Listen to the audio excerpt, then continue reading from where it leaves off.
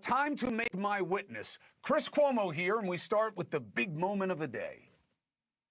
I think you're going to have, hopefully, a really great mayor. The better he does, the happier I am. I feel very confident that he can do a very good job. I think he's going to be. I think he is going to surprise some conservative people. Actually, it was a productive meeting focused on a place of shared admiration and love, which is New York City, and the need to deliver affordability to New Yorkers. The meeting that we had focused not on places of disagreement, which there are many, and also focused on the shared purpose that we have in serving New Yorkers. Would you feel comfortable living in New York City under a Mamdani administration? Yeah, I would. I really would, especially after the meeting. Absolutely. What makes you comfortable? We agree on a lot more than I would have thought. Welcome to NewsNation. This is where right and left can come to be reasonable. Boy, that meeting was a shocker, right? So many are shocked. But let's be honest, too many are disappointed, right? I see a teeny win for the tormented. I say, bravo, Mr. President. Bravo, Mr. Mayor-elect. Thank you for dropping the BS attacks for one meeting, just one meeting, to talk about what actually matters to the majority. Think about when the last time is we had that. We have huge problems, structural inequalities, forcing costs up and up, killing small businesses with tariffs. So thank you for sparing us the fascists and commies and Nazis and this, okay? And I don't like that you two are taking heat, albeit from your fringe followers.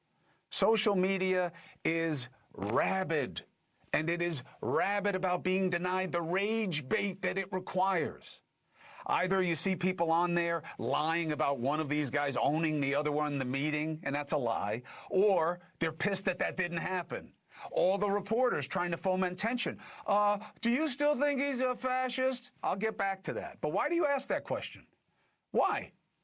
Because you don't want it this way. Why? Because this doesn't sell. Rage bait equals revenue, not reasonableness. Not this. This doesn't get it going. This isn't going to trend.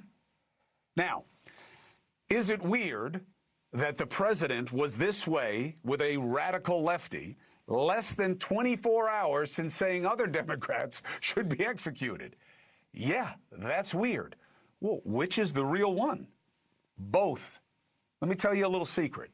The upside of our president not being particularly tied to principle is that he is very pragmatic, and he wanted exactly what you saw, okay? He is the big man, okay? This is the newbie coming to him. He stood like he was in the principal's office, all right? And he wanted you to get a message. I am not antagonistic to affordability, and this guy is the mascot for the affordability crisis, okay? See, we agree. We get along on affordability. Is it contrived? Sure, but that's politics. You don't think the division is contrived? Of course it is. They're only doing it for advantage. These people go to the same holiday parties. Now, I'm just choosing to care about what they were talking about today in that moment, the way you guys were all focused on what happened yesterday with the treason and the sedition. Okay? And here is why I'm giving most of the credit for this meeting being what it was to the president. Are you affirming that you think President Trump is a fascist? I've spoken about... That's okay. You can just say yes. Okay. All right. Okay? It's easier. It's easier than explaining it. I don't mind. I actually think Mamdani said yes because Trump told him to. I mean, he really did seem a little out of his depth, and it's to be understood. I mean, literally, he's never done anything like what he's being asked to do or what he asked to do right now. But the way Trump handled that told you where his priorities are, right?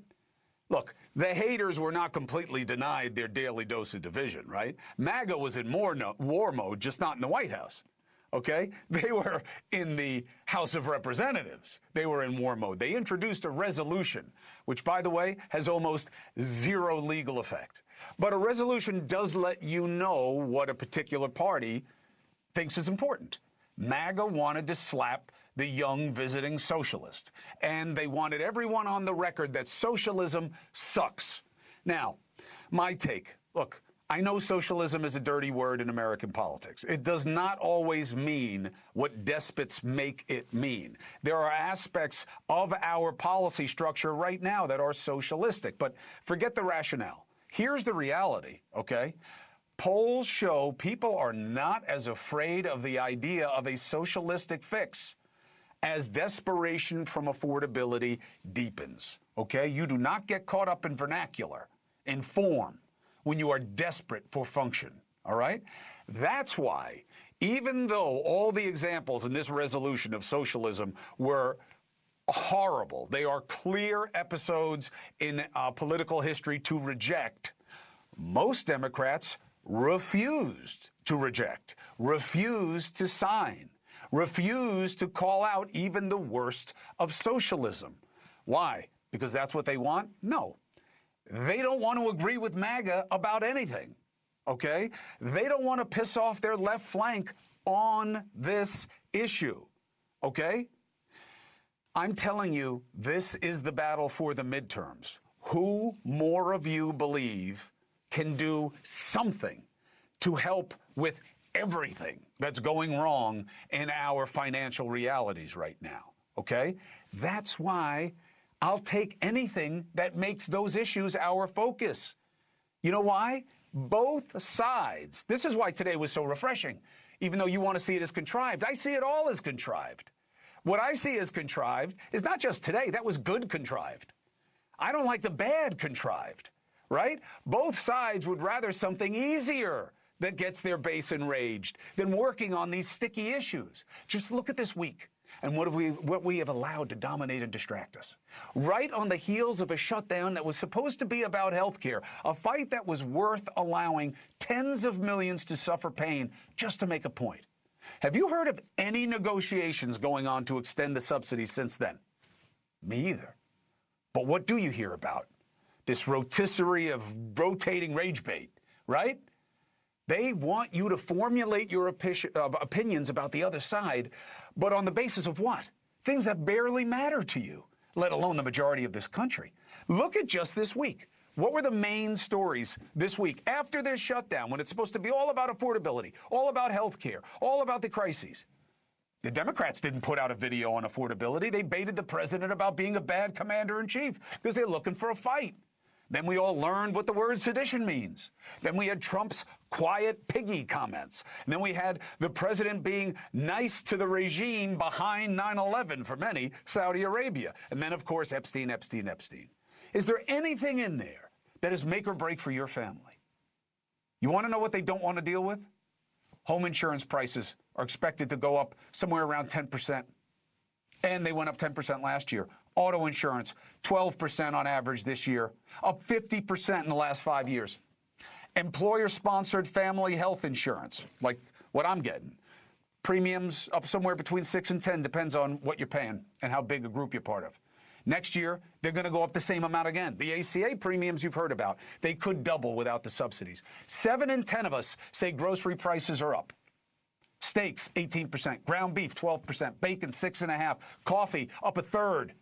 Chicken breasts are up. Utilities are up over 10%. Electricity, gas, up. This is why MAGA wants to talk about anything else. They'll talk sedition and treason and Epstein and anything. They've got a better chance than fighting you on this. I'll tell you what I don't get. Why does the left keep taking the bait? I would talk about nothing but affordability. Epstein, release the files, affordability. Seriously. He's saying MBS is a nice guy, the head of Saudi Arabia. Whatever. Affordability. He's wrong. Affordability. That's what both men in that office wanted to own today. The people who you believe will do something about the crisis that is consuming us with cost, that's who wins the midterms. That's why you saw what you did in that meeting today. There's no reason for Trump to be meeting with the mayor-elect of New York City. With all what they've said, the guy's not relevant. He's not on his level. Why'd he do it? Affordability. He literally wanted people to see, this is the, this is the spirit animal of affordability. See, he likes me. We're on the same page with this. I'm telling you. Bravo. to the president. Bravo to the mayor-elect. They made a moment that was worth making today. Thank you for watching. Subscribe below and download our NewsNation app right now on your phone, and you will get fact-based, unbiased news for all Americans.